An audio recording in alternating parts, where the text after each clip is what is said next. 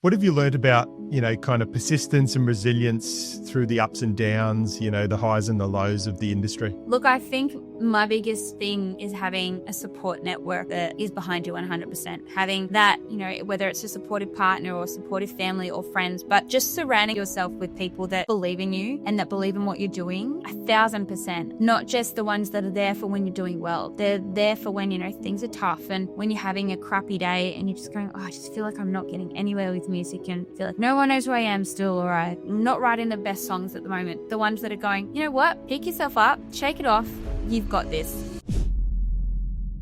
I think what you've just kind of summed up there is a good lesson and a good point in life. It doesn't matter whether you're a musician or whatever you choose to do in life, having that support network, having those people that will cheer you on even when no one else is, so that you can kind of gain that enthusiasm and gain that strength from their support. Yeah, look, that's exactly right. I think it's really important to have that. And the more that I think the older you get, the more you realize who your people are, and you just learn to surround yourself with them. When you are younger, whether you are in music or, like you said, business of any kind, it's just creating a space where you are confident and happy, and you learn who to surround yourself with, who to work with as well, because that's another really important part with any kind of business, is that you're working with people that have the same goal, that have the same mindset, that want to achieve similar things or the same things, and are like, yeah, cool, like I want to be on that ride with you, and I want to go on that venture with you and be on that journey with you, and they're there like behind you the whole time. Yeah. Obviously, through any kind of journey and any kind of pursuit of success, and pursuit of, goals, whether it's in music or in life, there's always self-doubt that creeps in. Can you tell me about was there a time that you ever kind of went, nah, this is it, I'm not going to do it, I'm just going to go and do something else, I'm going to take a safer option? Yeah, look, there was definitely a time where that exact thing happened for me. I went and got my real job. Like everybody said, because that was a huge thing when I was younger. Yeah, but what's your real job? I'm like, no, this is my real job. Yeah, but what do you do like during the week? I was like, I do music. Like I sing over the weekend, I work on the business during the week. And it was really hard for a lot of people to understand that that was what I did full time, and that was where I made my money, and that was where I put all my effort.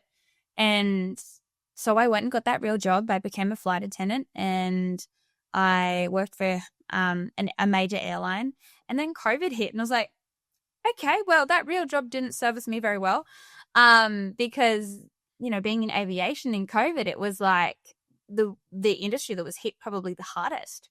And then also too, being a musician, I went from having these two professions that I knew and loved that just were like, well, there's nothing happening now and I don't know what to do. So that was definitely a time for me where I went, I'm going to try something different, but the trying something different wasn't necessarily a good move for me, but it taught me that music was where I wanted to be, that every bit of self-doubt that I felt going into that new career was just purely a few voices getting in my head, and me letting those voices get the better of me and letting those opinions matter, rather than listening to what was in here and what was telling me where my heart lied. And, it's what I was always good at, but I definitely for a period in time was going through some, tough personal stuff as well, that I had to step back. And if I hadn't have stepped back, I don't think I'd be where I am now, because I met my incredible husband working for that airline and working in that aviation space. And I now have the best supportive network behind me that I've ever had. I have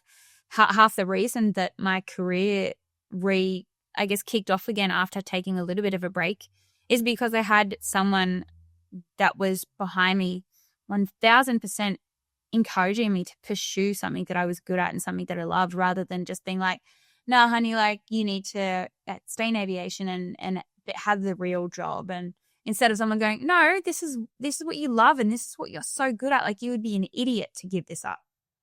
Yeah.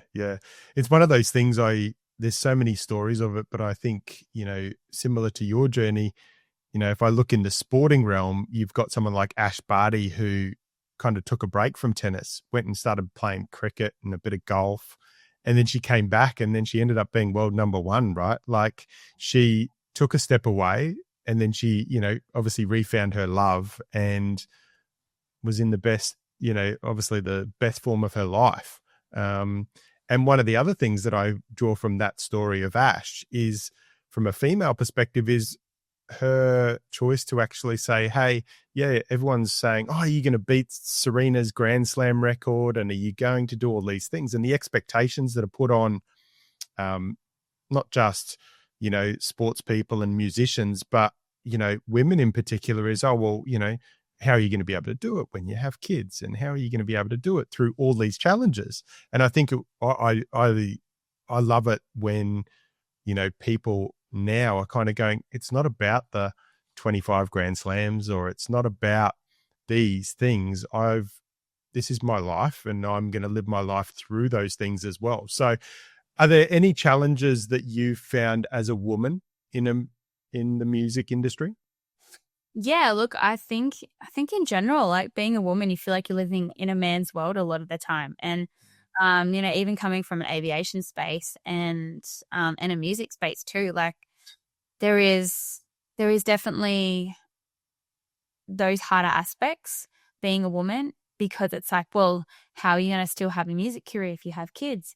And how are you going to be a mother and be a wife? And, I myself don't have kids, and even just juggling time to spend time with my husband's really hard. He's a pilot. I'm a musician. We both travel for a living. He's in America right now. I'm in Brisbane. But you take everything each day at a time. And I'm not saying that kids are on the cards or off the cards for us, but you make it work. Just like you make a relationship work or you make a lifestyle work. Yes, like life is hard and everything is hard. And I think there's a lot of stigma behind being a woman in music. And once you have a kid, then your music career says, it's gone. It's out the window. And I think music and life is what you make it. And you have to have a really strong work ethic. You have to work hard. You have to have a great team behind you. There's so many aspects that come into all of that. And my husband and I talk about it all the time. And right now, I am so career driven that that's where my head is at. And if we choose to have kids, it's like, all right, cool. Well, we'll make it work. Simple as that. I'm not giving up what I do.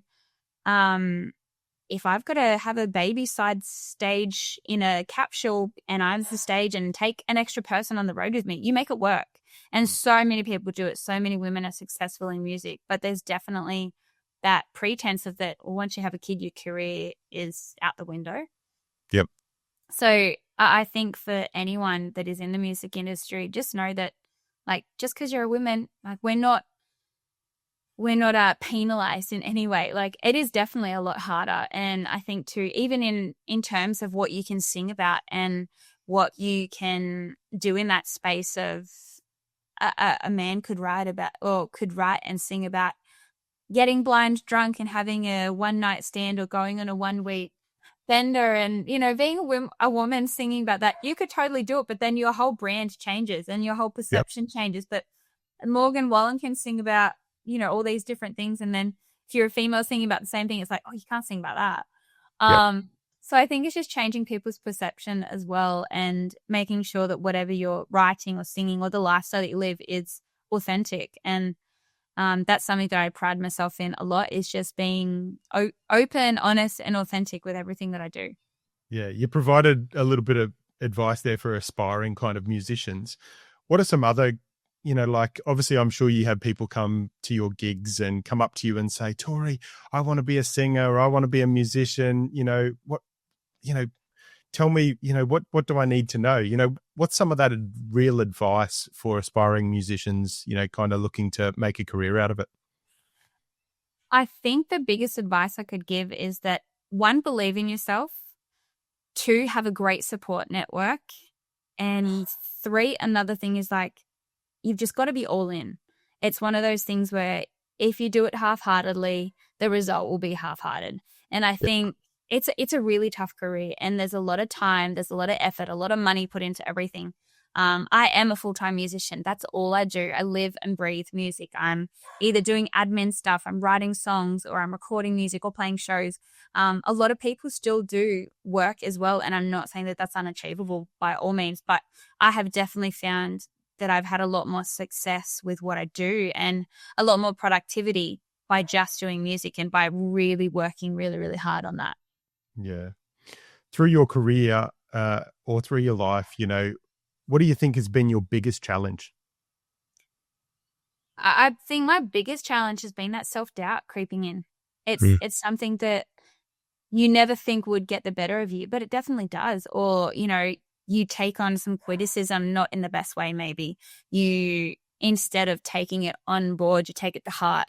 Instead of learning from something, you go, oh, well, I'm not good enough. And I think if you can see through that and push through and persist, there's nothing stopping you. Self-doubt is always going to creep in, and there's always going to be moments that you think you're not good enough, or that you think, it's just not happening for you. But with hard work and persistence and just believing in yourself, I think anything's achievable and anything's possible. You've just got to want it enough. Yeah, that's cool. That's a great point. So what does the future hold for Tori Darke? Look, the future for me right now, this year is a very crazy year with a jam-packed calendar touring. I'll be on the road with Lee Kernaghan all year throughout Australia, which I'm very excited about, as well as many festivals myself, like the Gympie Muster, and also Country Fest coming up, a few other festivals that are yet to be announced as well. Lots of new music. I have a new single coming out in May, and then probably another one around that August. And then another one before, we finish up for the year, and just continually writing, recording. I've got many dates booked in for the studio this year as well to get more music out there.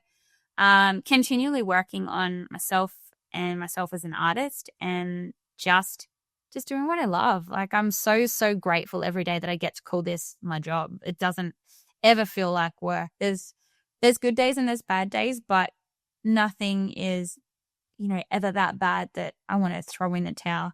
And I think I'm really excited for what the future holds. I've had a really, really great couple of years, and I'm just forever trying to build on that and to create something that people want to come see, people want to come and hear, and people want to buy into that journey that I'm on and be a part of it. Yeah, that's cool.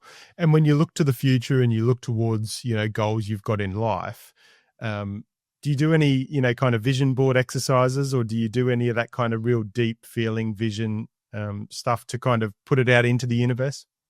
Yeah, absolutely. So on my computer, on my desktop now, I have a vision board as my screensaver that I created. And I have been really diving deep into manifesting, and I think if you can see it, you can be it. And it's only really been something that recently I've started to practice a lot more, and just being grateful every day for what you have and for what you get to do. And I'm grateful that I get to play music, that I have this voice that I can share with people, and these songs I can share with people. And the future for me, what I have in mind for myself, it might take me a year to get there, it could take me 10 years to get there, but I'm pushing for that every day. I'm every day going, okay, well, how do I get there? And what do I need to do to make that happen? And who do I need to work with? Or what do I need to do? Who do I need to contact? And how hard do I need to work? And just forever working at that. I think there's always something to learn with anything that you do. And, surrounding myself with people that are better than me, that I can learn from, I think it's really important in what I do as well. Surrounding myself with incredible producers or people that have been writing songs longer than I have, or better musicians than me, always makes me want to be better, always makes me want to learn something more.